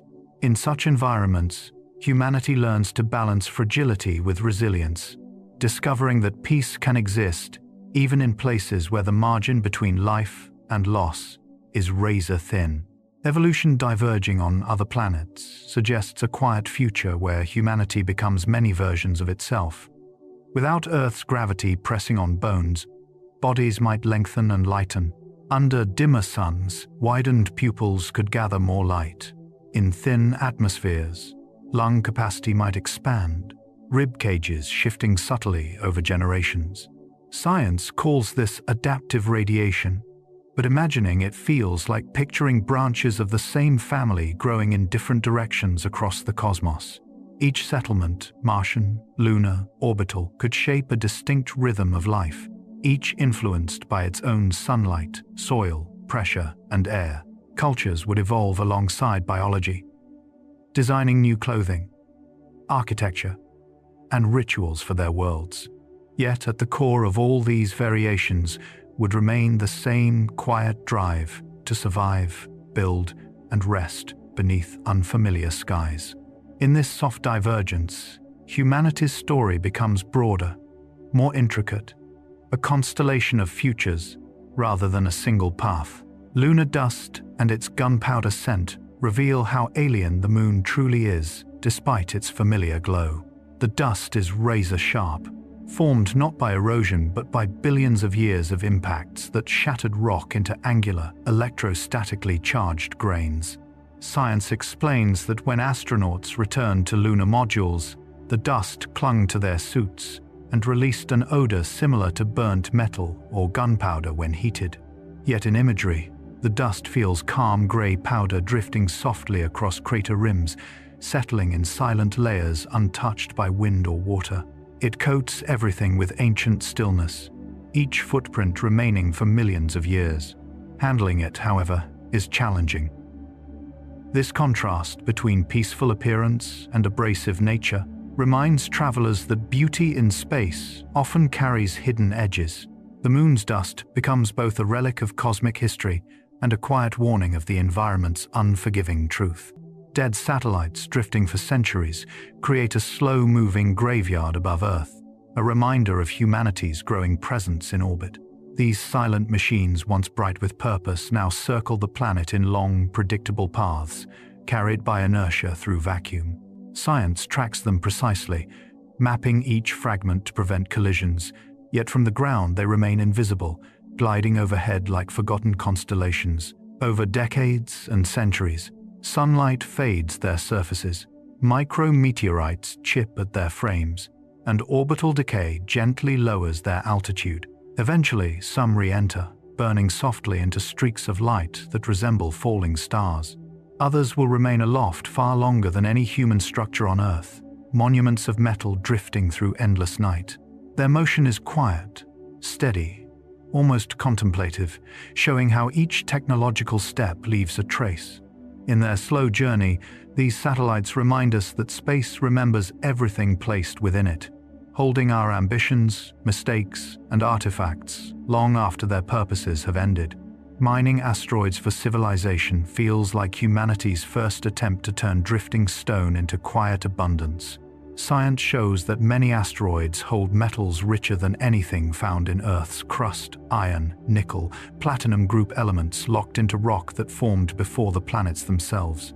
Extracting these resources would not look like loud machinery. In microgravity, even a small push sends material drifting like slow metallic snow. Imagining astronauts or robots guiding floating ore into collection nets creates a picture of work that is strangely peaceful. There is no wind, no sound, only particles gliding where they are directed. Over time, these efforts could support entire off-world settlements, reducing the need to launch heavy materials from Earth. And in that future, each mined asteroid becomes part of a gentle chain of expansion, showing how quiet, deliberate actions can build the foundations of a civilization that breathes among the stars instead of beneath a sky. As missions travel farther from Earth, spacecraft carrying miniature magnetic shields may become essential guardians. Earth's magnetic field protects life from powerful solar and cosmic radiation, but leaving the planet means stepping out from under that invisible umbrella. Scientists experiment with small magnetic bubbles, generated fields strong enough to bend incoming charged particles, pushing them aside long before they reach a cabin or habitat. These shields wouldn't roar like force fields in fiction. They would hum softly, shaping space around the ship in smooth curves. Inside, travelers might never feel the shield's presence. Yet it would work continuously, deflecting danger with a patient, unseen touch. The idea feels both calming and profound. Technology recreating a fragment of Earth's natural protection, far from home. In the stillness of deep space, these magnetic cocoons could allow humans to drift safely between worlds, surrounded not by armor, but by a soft cloud of guided energy. The first baby born off Earth would represent more than a milestone. It would mark the moment humanity truly becomes a multi-planet species. Science raises countless questions: how microgravity affects development, how bones form without constant pressure, how circulation adapts when fluids drift rather than settle. Yet imagining the scene brings a softer picture: a habitat kept warm and quiet, caregivers moving gently through air that carries no dust or drafts, instruments floating in place rather than resting on tables. The child's first movements would be different, arms drifting upward, legs learning balance in a world with no permanent down. This birth would signal that life can take root beyond Earth, shaping future generations adapted to alien skies. And in that moment, humanity would discover a new kind of belonging, not tied to a single planet, but carried forward by fragile continuity. The first cry in microgravity would echo like a whisper of the species expanding into its larger home. Seeing invisible light through special cameras reminds travelers how limited human senses truly are. Space overflows with wavelengths our eyes cannot detect: infrared warmth from dust clouds, ultraviolet flares from young stars, radio waves humming from ancient galaxies. Instruments designed to capture these hidden signals translate them into colors and patterns we can understand, turning darkness into layered portraits of energy. Watching such images feels like slowly unveiling the universe's quiet secrets.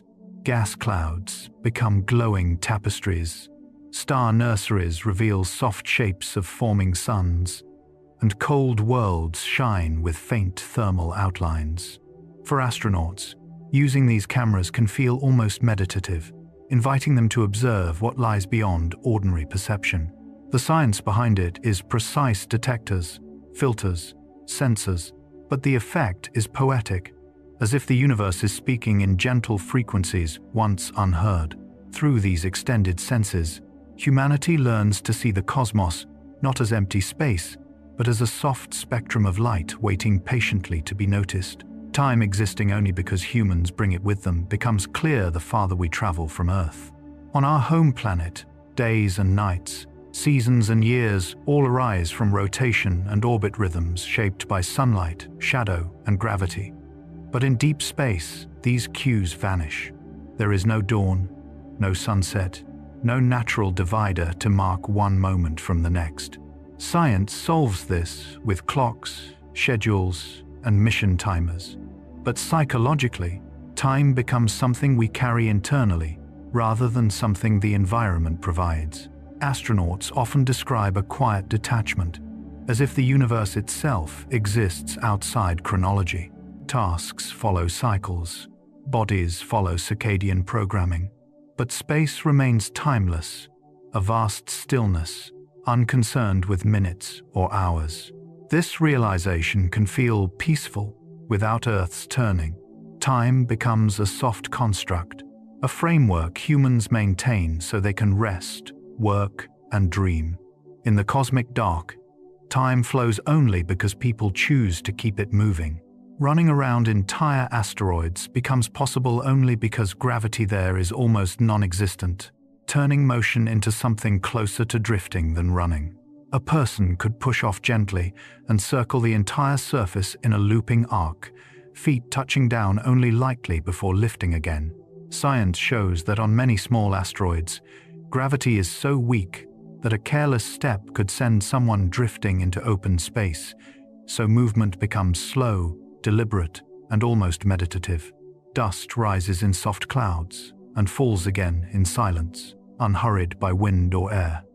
The experience would feel like exploring a world that barely holds on to you, a fragile companion suspended in darkness. Each step would reveal ancient rock, unchanged for billions of years, carrying the quiet memory of the early solar system. Moving around an asteroid is less like crossing terrain and more like dancing along the surface of a drifting relic, guided only by caution and the soft pull of microgravity. As humans settle Mars, the planet needing new calendars becomes more than a scientific observation. It becomes a symbol of belonging to two worlds. A Martian day, a sol, is slightly longer than Earth's, stretching into a rhythm that feels familiar, yet gently altered. Seasons last nearly twice as long because Mars orbits farther from the Sun, meaning each shift of light and shadow unfolds slowly. Like a deep breath the planet takes across its wide, cold deserts. Scientists imagine future calendars blending practicality with poetry, 12 months redesigned, or entirely new systems shaped by local sunrise and sunset. Living there would gradually teach people to sense time differently, aligning themselves with the patient turning of an alien world.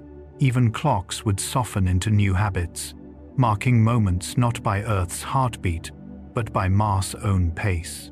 Through these adjustments, humanity would learn again that time is not universal, but a quiet agreement between life and the sky above it.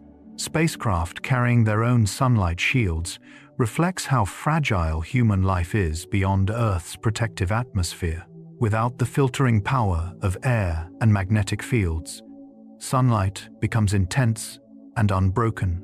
Harsh radiation, ultraviolet glare, and charged particles traveling freely through space. Engineers design deployable shields made of layered films, reflective foils, and smart materials that unfold like metallic petals to cast safe shadows across cabins and instruments.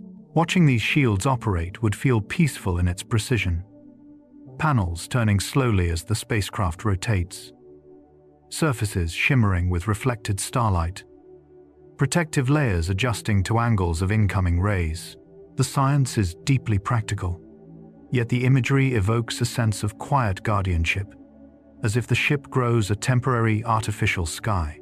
Inside, astronauts would live under this moving shelter, aware that the thin barrier separates them from brilliance too strong to face unprotected.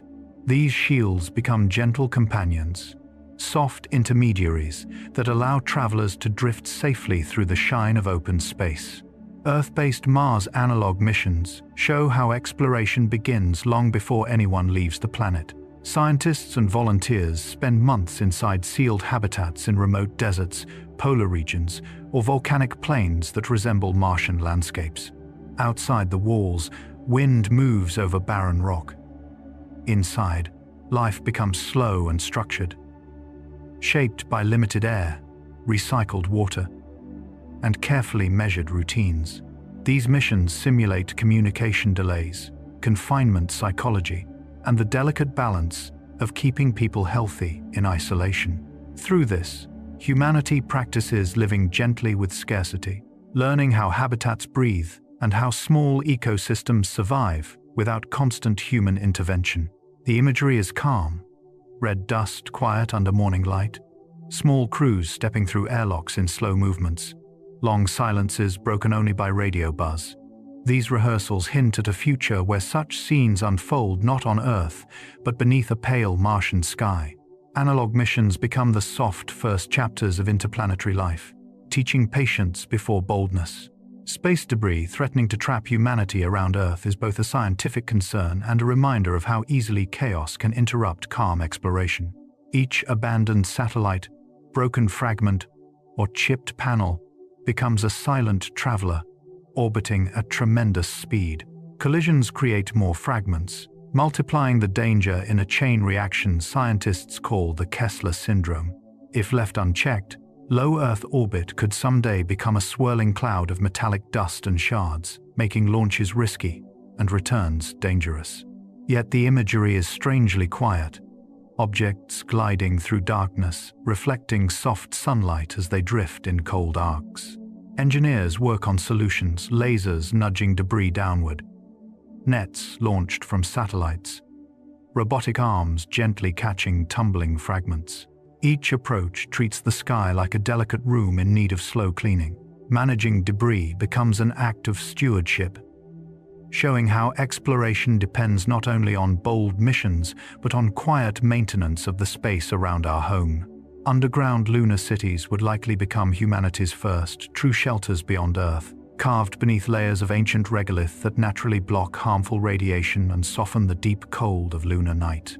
Scientists imagine long tunnels filled with breathable air, soft artificial light glowing along curved corridors, and habitats shaped into quiet chambers where dust cannot drift. The moon's surface offers no atmosphere, no protection, and temperatures that swing violently, so life must retreat inward, where rock becomes both shield and home. Inside these cities, people would move gently in low gravity, each step a slow glide that barely disturbs the silence. Hydroponic gardens would glow in rows, recycling carbon dioxide into oxygen, while water drips in measured loops. Even machinery would hum softly through the stone. Life underground would feel peaceful, protected, and slightly dreamlike, a reminder that survival in space often grows from the quietest and most hidden places. Every astronaut trained as an engineer reflects not expectations of brilliance, but the reality that space tolerates no gaps in understanding. A broken valve, a faulty sensor, or a drifting electrical panel cannot wait for specialists when the nearest help is hundreds of thousands of kilometers away. Training becomes a calm layering of skills, rewiring systems in slow, careful movements, practicing repairs inside neutral buoyancy pools, and memorizing emergency procedures until they feel like instinct. The imagery is almost meditative: astronauts floating around consoles, tools tethered like gentle pendulums, each adjustment deliberate and quiet. Science reveals that microgravity changes how materials behave and how machines age, making unexpected problems common yet fixable with patience. Inside a spacecraft, engineering is not a job but a shared responsibility, a quiet understanding that everyone must be capable of protecting the small artificial world keeping them alive. This broad expertise becomes a soft, essential safety net stretched across the crew. A single bolt, capable of tearing a suit, is one of the smallest but most sobering truths of space travel. Spacesuits are miniature spacecraft, designed to hold pressure, regulate temperature, manage airflow, and protect against micrometeorites. Yet a jagged metal edge or a forgotten tool drifting silently past can slice the outer layer and compromise everything. Science shows that even a millimeter-wide puncture can cause depressurization in minutes. The imagery is stark, yet quiet. A suit brushing against a rough panel, a tiny hiss of escaping air, warning sensors flickering. Training teaches astronauts to move slowly, to check surfaces, to tether tools, and to treat every sharp object as a hidden storm. In microgravity, nothing falls. Objects hover, drift, rotate softly so hazards float as well, disguised in stillness. Recognizing them becomes a form of mindfulness. The danger is real, but the discipline it inspires brings a calming intentionality to every movement outside a spacecraft. Voyager drifting into eternity is perhaps the most peaceful image humanity has ever created. A small golden spacecraft leaving the sun behind, moving through a darkness that grows quieter with every passing year. Launched in the 1970s, Voyager now travels through interstellar space, where particles are sparse and light takes hours to reach its antennas. It carries scientific instruments, fading power, and the golden record, a message to anyone who might someday find it. Science shows that Voyager will continue drifting for billions of years, long after Earth has changed beyond recognition. The imagery is serene, a tiny silhouette against a vast black canvas, illuminated only by distant starlight. No engines fire, no course corrections remain, just momentum and silence.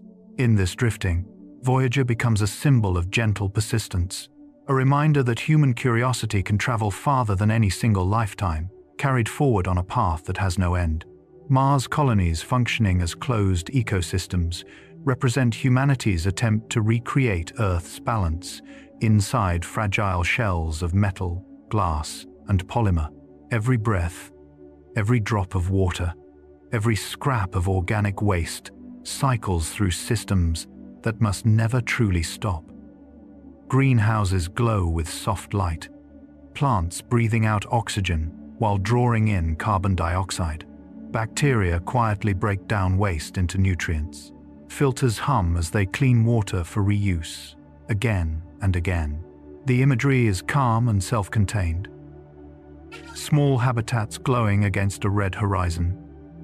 Each one, a miniature world sustained by science and careful attention. These systems mirror Earth's own biosphere, only smaller and more vulnerable, teaching settlers to live gently with limited resources. Life inside such colonies becomes a rhythmic partnership with machines and plants, a slow choreography of inputs and outputs. In this delicate harmony, Mars settlements reveal how survival in space depends not on conquest, but on quiet cooperation with every element of the environment. You've just traveled through 100 quiet truths about space travel, and maybe you can feel how different the night around you seems now.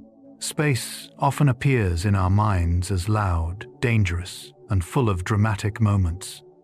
But when you look closely, when you slow down enough to really absorb it, so much of space exploration is delicate, careful, and almost meditative. It is a world where movement must be intentional, where survival depends on gentleness, and where small decisions ripple across entire missions. Think of the astronauts you met along the way, not the heroic figures framed in headlines, But the humans learning to float, to breathe differently, to sleep in cocoons, to navigate a world where even tears behave like tiny drifting stars. Their bodies stretch, their senses change, their muscles soften, and their instincts slowly adjust to a place with no up or down. There is a calm beauty in that, an acceptance that the universe requires patience before it reveals itself. Picture again the tools they use. The objects floating beside them like quiet companions. A droplet of water forming a shimmering sphere. A stray bolt drifting like a tiny moon. A book, a photograph, a simple pen, each one suspended in stillness. In space, nothing falls. Everything waits. Everything holds its place until touched. It's a reminder that weightlessness is not just a physical condition, but a different rhythm of living. And think of the ecosystems inside spacecraft, those small artificial worlds that breathe alongside their crews. Air scrubbed by chemical reactions, water purified and reused, plants glowing softly in hydroponic trays, machines humming together like a heartbeat made of electricity and airflow. Everything connected, everything interdependent, just like Earth, only quieter. Then there are the futures you imagined, underground cities on the moon, floating habitats around distant asteroids, Martian landscapes glowing under new calendars and longer seasons. Futures where children might one day grow up seeing multiple sunrises before breakfast because their station completes an orbit every 90 minutes. Futures where humanity stretches outward, not through force, but through an ongoing conversation with physics, chemistry, biology, and patience. Each new world teaching us humility through its silence. And finally, let your thoughts drift back to Voyager, the faintest, smallest messenger we've ever sent into the dark. Still traveling, still drifting, still carrying music, greetings, and memory into a place far beyond sunlight. That tiny spacecraft, wrapped in eternal night, reminds us that exploration doesn't always require speed or noise. Sometimes it is nothing more than a long, slow glide toward the unknown. As you settle into rest, you don't need to hold on to every detail. You can let them scatter like stardust across your thoughts. Maybe one image stays with you, the soft blue flame of a weightless fire, or the hum of machines in a distant orbit, or a greenhouse glowing on the red sands of Mars. Whatever lingers, let it be gentle. If this helped you feel calmer, you're welcome to subscribe whenever you wake. It helps others find a place like this too, a quiet corner of the universe where science becomes softness and imagination becomes rest. For now, let the vastness fade into something warm and manageable. Let gravity hold you again. Let sleep arrive the way a sunrise does on the moon, slow, pale, and quietly inevitable. Rest well, traveler. Good night.